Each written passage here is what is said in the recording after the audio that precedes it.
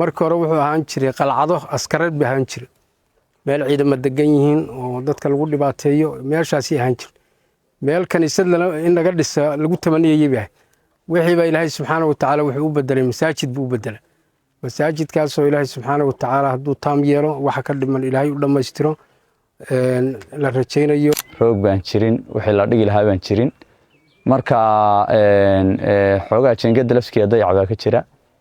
suuliyaal badan buu leeyahay masaajidkan waa masaajid weyn oo dhul weyn haysto oo u sheegaynaa masaajidka qof walba wixii uu kaga soo qayb qaadan karo Ilaahay dartii isagoo maartay u niyoonahay inuu uga soo qayb qaato oo Ilaahay subxaanahu wa ta'aala dartii maartay qof walba isagoo cidna maartay aan ku waxaynayno u soo bixiyo oo hadii alla kuma masaajidkaas muslimiintu ay nala dayactiraan iyagoo qof walba wixii uu bixiyo maalin aan maanta ahayn uu helayo hadii alla kuma Ilaahay agtiisa uu ka helayo saasaan muslimiinta u sheegaynaa inuu noqdo masaajidka ugu weyn oo ugu ballaaran inuu noqdo masaajidka ummadda ugu ballaaran ay ku soo tukato inuu noqdo masaajid yaani nafcigiisu u bato wa anna al-masajida lillahi fala tad'u ma'a Allahi ahada waxyaabaha oo inaan badin u baahan waxa weeye sadaqada weeye akthiru fiha min as-sadaqa qof walba tabartiis qof walba wuxuu awoodi karaa inuu bixiyo ilaahay dartii uu bixiyo wala sinimaadka bixisi marka ayaamahan maalmaha kan lamid maaha waa lagu xisaabina yani bismillahir rahmanir rahim alhamdulillahi rabbil alamin والصلاة والسلام على أشرف الأنبياء والمرسلين نبينا محمد صلى الله عليه وسلم أجمعين الحمد لله إلهي سبحانه وتعالى أي مهض ولا نصرنات إلهي بأهلك يسوك كيني مهضى إلهي بأسكال سبحانه وتعالى سيداسي أوجد waxaan insha Allah tabaaraka wa ta'ala dadka muslimiinta baan u sheegaynaa masaajidkan waa masaajid weyn oo ballaaran waa masaajid ku yaala xaafadda koobaad buu ku yaala waa masaajid xoogaa maaragtay dayac badan baa jira waa masaajidda xaafadan ama magaaladan Wardheer masaajidka ugu weyn ama ugu ballaaran weyn sidaas awgeed walaalayaal dadka muslimiinta ah maadaama masaajidkanu de muslimiinta uu maartay hadii alla yahay masaajid aad aragtaan oo bilaantiisa iyo sawirkiisa iyo wixii aad aragteen dadka muslimiinta ah marka maartay masaajidkan in caawin laga soo geysto oo hadii alla yiraahdo dayaca faraha badan ee ku jira hadii alla yiraahdo laga qayb qaato oo safiitu u baahan yahay oo hadii alla yiraahdo wuxuu u baahan yahay waxa la yiraahdo gooshi bahashi hoose ee talaalkii iyo wixii uu u baahan yahay wuxuu u baahan yahay dayac koro oo jira gudaha waxyaalo badan buu uga baahan yahay banaankana dayac badan baa ka jira roog baan jirin wixii la dhigi lahaa baan jirin marka xoogaa jeengada laftigeeda dayac baa ka jira suuliyaal badan buu leeyahay masaajidkan waa masaajid weyn oo dhul weyn haysto oo insha Allah aan rajaynayno inuu noqdo masaajidka ugu weyn oo ugu ballaaran inuu noqdo masaajidka ummadda ugu ballaaran ay ku soo tukato inuu noqdo masaajid yaani nafcigiisu u bato dhakhtarka weyn hospitaalka weyn degmada Wardheer buu masaajidkan ku yaala waa masaajid halka ku yaala oo macna wajhada fiican iyo nidaamka fiican iskala weeye marka alxamdulillah ilaahay fadligiisa weeye sidaas awgeed waxa weeye sawirkiisana waad aragteen meelo badan oo dayacan baa jira madaaris dhowr ah ilaa 4 xabo ah laga dhisay 4 qol oo waaweyn kuwa kale oo isaga baahan doonaa waa maartay waa qabiyo weeye ama waa bilowba waxa la yiraahdo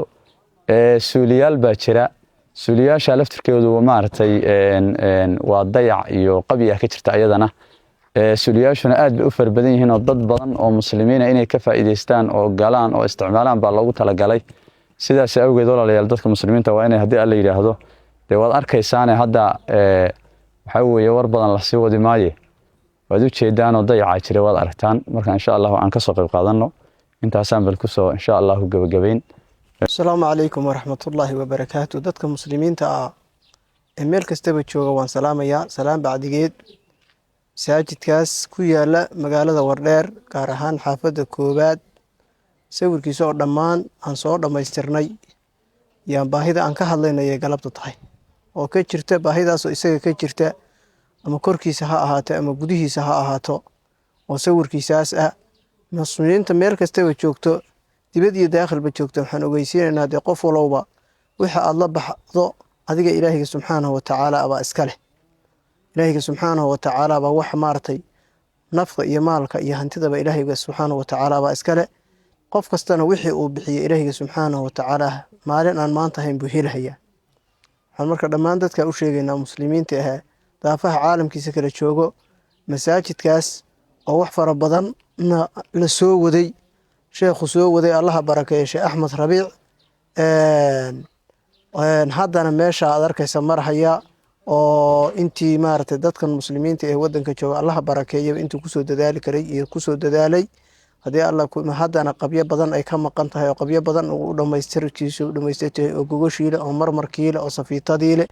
oo haddii alla kumaya looxiisiile oo haddii alla kumaya suuriyaashiisii haddii alla kumayay wada qabyi ah uu jiro oo haddii alla kumaya dayac weyn uu ka jiro kuna yaala xaafadda koobaad dhakhtarka hosbitaalka dhakhtarka sintiisa ku yaala oo meesha quracle loo yaqaano dadka marka muslimiinta waxaan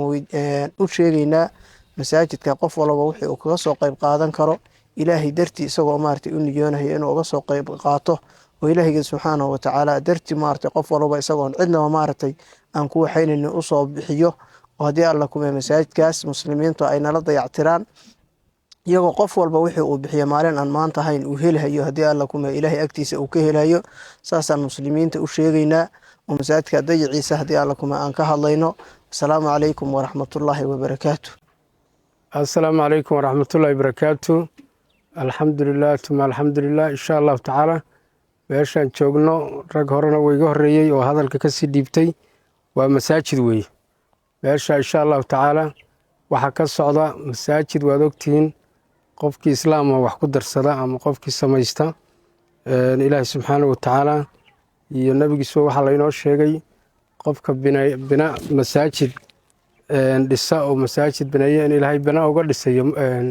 jannada ilaahay uga dhisayo sidaa darteed insha allahu tacaala intii hore rag baa kusoo halgamayey soo samaynayey raggaasuna wakti baa hadda layska marayaa qofku maadaama uu marayo 100 iyo wixii la mida wuxuu un ka fakarayaa oo culummo iyo khayr u wado jiilalka dambe oo sii dhalanaya